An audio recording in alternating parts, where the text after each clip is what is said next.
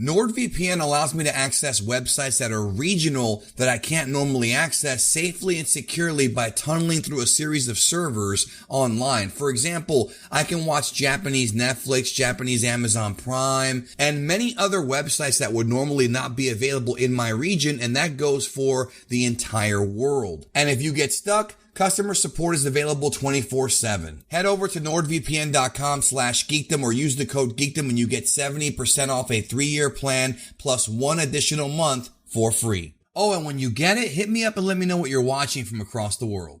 A little while ago, I did a video discussing the unbelievable power of Super Saiyan 2 Gohan during the Cell Saga, and even some time before that, a few months before, I also did a video discussing what would have happened if Gohan had never stopped training during the 7-year time skip. But the big question is, what actually did happen during the 7-year time skip, and why was Gohan so weak in the early parts of the Buu Saga? Why was the Great Saiyan Man version of Gohan such a pushover compared to how ruthless and lethal he used to be? On this video, we're going to be discussing the early Buu Saga and Gohan's power during that time and what exactly happened to him. Because theoretically, he should not have gotten weaker, but things happen and we'll discuss that next.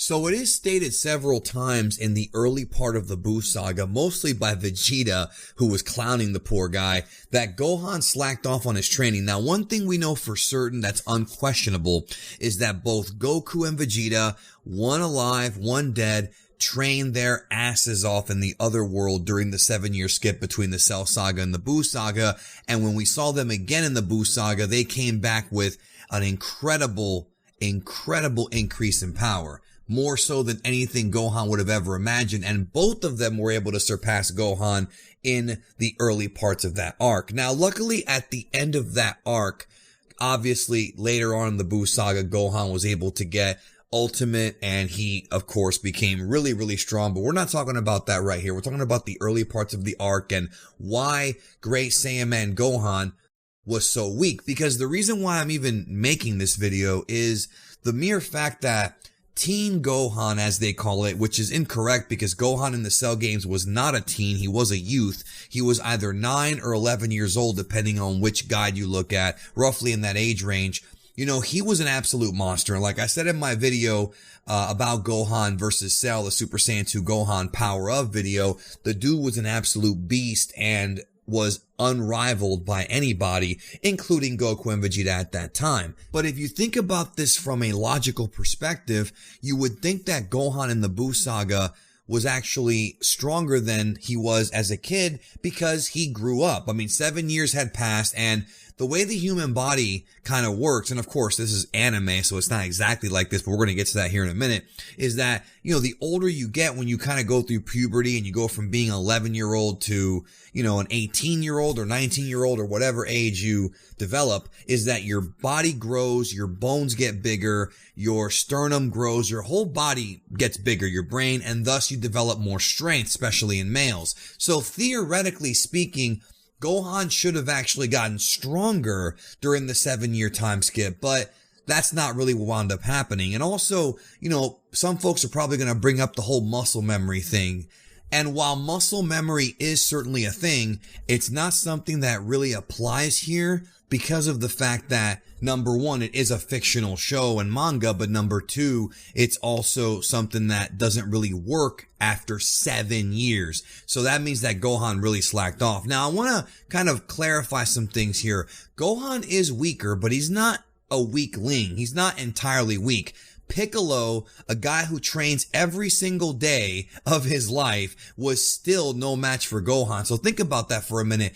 Gohan was such a complete animal against Perfect Cell that Piccolo, a dude who trains every day, still could not catch up with him. That's, to me, mind-blowing and should tell you. It's a testament to how much potential Gohan had and how strong he was against Cell.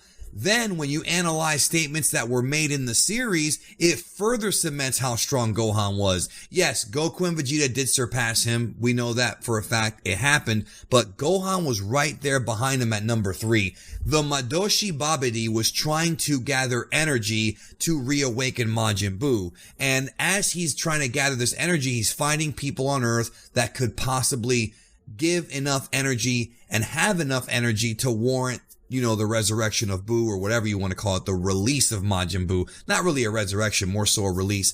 And he makes several statements, one in particular where he talks about how he doesn't even care about anybody else, because those 3 guys, and of course the 3 he's talking about is Goku, Vegeta, and Gohan, are more than enough, or have more than enough energy to bring back Buu. Babidi doesn't even care about anybody else except for those 3 guys. And remember, he didn't even see them at their absolute maximum power. During the battle with Gohan and the King of the Demon World, Dabura, statements are made about Gohan's power, mostly him being mocked, and the statement was made that Dabura was on the level of Cell. But again, much like other times in the series, they don't specify which Cell, but we can assume it was probably Super Perfect Cell, only because of the fact that Goku, Vegeta, and Gohan, all 3 of them experienced Super Perfect Cell and were around for it.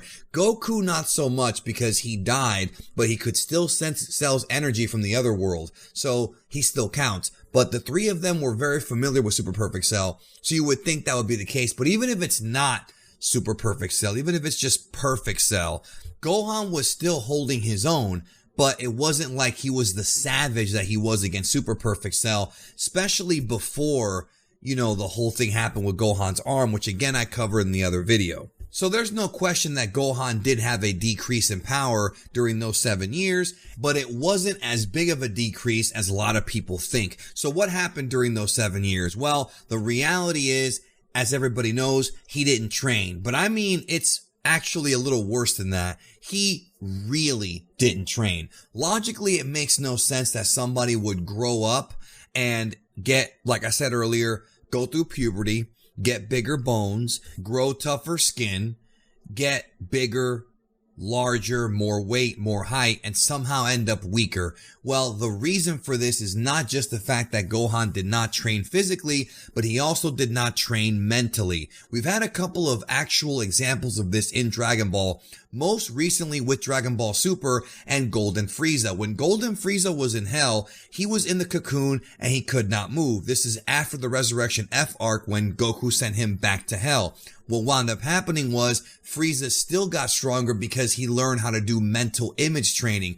Gohan did not meditate. Gohan did nothing during those 7 years, or at least if he did, it was very little. And because of that, Gohan actually got weaker. And to me, that's pretty damn pathetic, to be honest with you. And what's really confusing is, why didn't anybody push Gohan to get stronger? Obviously, we were in times of peace, and I guess Vegeta and Piccolo and the others didn't think that Gohan would ever be needed to do combat, because when Cell was dispatched, I guess they thought that was the end of the big battles against villains, but these dudes have been fighting villains nonstop for decades, right? They should know better. And instead of anybody coming to Gohan and telling him, dude, you gotta keep training, you gotta sharpen your skills, they left him alone. That's mind-blowing to me. He could have meditated. He could have learned image training. We actually saw him and Krillin do image training in the beginning of the Namek arc. Yes, it was filler, so that could be a reason as to why it doesn't count Toriyama's version of the story,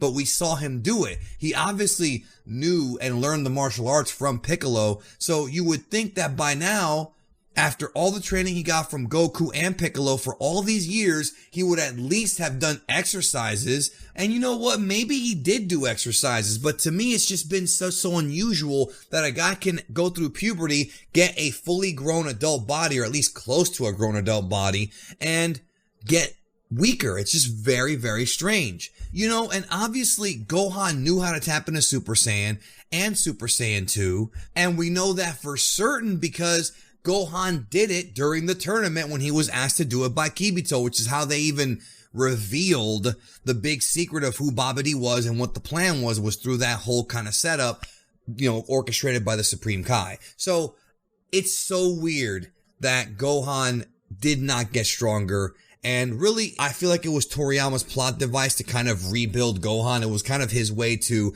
break Gohan down and give him a chance to rebuild using the Z Sword, which he did get, incredibly strong using the Z Sword later in the Buu Saga, in the middle part of it, and then that would lead to Ultimate Gohan. But the thing about Ultimate Gohan is at times it does feel a bit cheap, because did Gohan really train to get Ultimate Gohan? He just has potential unlocked by the old Kai. Is that really as earned as like a Vegeta or a Goku? I leave that for you to figure out. I know Gohan fans don't like it when I say that, but it's true. Like Goku and Vegeta kind of earned their power, whereas Gohan just kind of sat there while the old pervert just gave him power. It is a little bit cheap, and I feel like maybe that could have been written to where Gohan had to do more. But again, that's neither here nor there. Toriyama couldn't even figure out how to end the Buu arc. He was definitely writing it as he went along, which he always does, but in the Buu arc, it was very prevalent. So while I think that Toriyama did have good intentions at the beginning of the arc to break down Gohan and rebuild him,